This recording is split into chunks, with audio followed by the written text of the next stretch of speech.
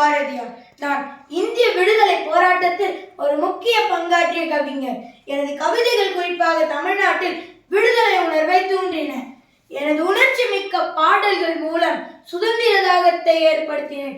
அதில் வந்தே மாதரம், அச்சமில்லை அச்சமில்லை போன்ற பாடல்கள் மிகவும் பிரபலமானது.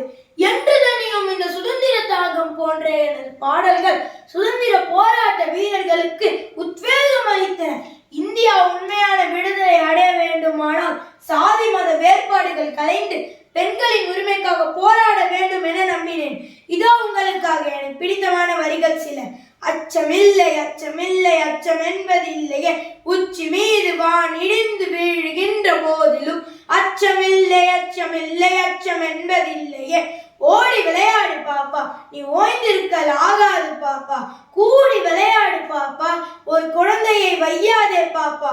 காலை எழுந்தவுடன் படிப்பு, பின்பு கனிவு கொடுக்கும் நல்ல பாட்டு. மாலை முழுதும் விளையாட்டு என்று வழக்கப்படுத்திக் கொள்ளு பாப்பா. வந்தே மாதரம், வந்தே மாதரம், வந்தே மாதரம். நன்றி, வணக்கம்.